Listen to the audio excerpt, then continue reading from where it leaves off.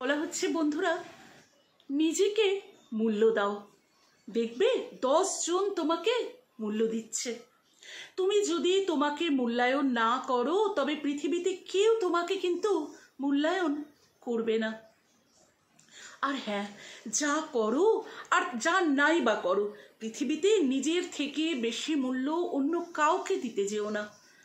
নিজের থেকে বেশি মূল্য তুমি যাকেই দিতে যাবে তার কাছে মূল্য বলে তো তুমি কিছুই পাবে না, বরং কিন্তু অবহেলা আর তুচ্ছ তাচ্ছিল্য ছাড়া কিছুই পাবে না।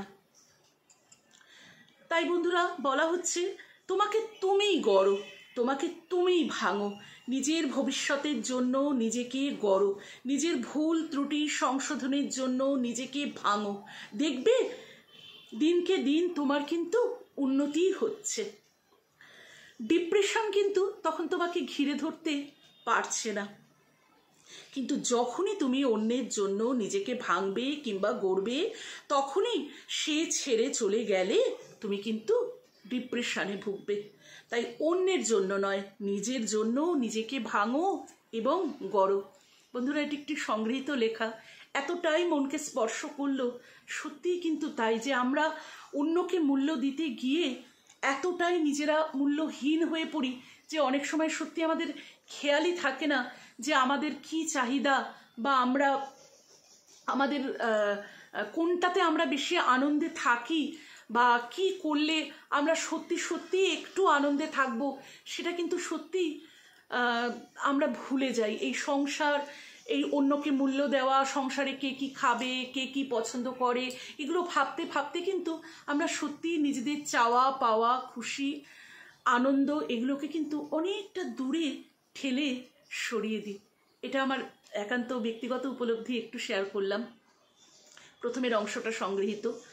তো এটা কিন্তু বন্ধুরা সত্যি আমাদের সাথে হয়ে থাকে।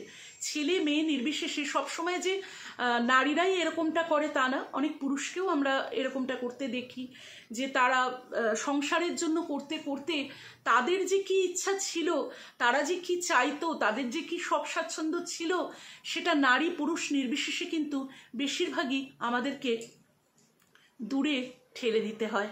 আর যখন আমাদের একটা টাইমের পরে যখন আমাদের দায়িত্ব কর্তব্য সব কিছু শেষ হয়ে যায়, ছেলেমেয়েরা বড় হয়ে যায়, তখন কিন্তু আমরা সেই সময়টাকেও ফিরে পাই না, আর সেই ইচ্ছাটাও যেন আমাদের মনের অনেকটা দূরে কোথাও চলে যায়।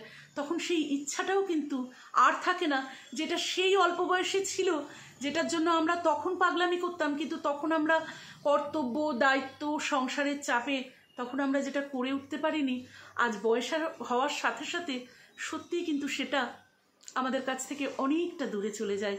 তাই সত্যিই বোধহয় আমাদের সময় এসেছে যে নিজেদেরও কিন্তু বন্ধুরা একটু মূল্য দিতে হবে, তবেই কিন্তু আমরা আমাদের চারপাশের সকলকে ভালো রাখতে পারবো।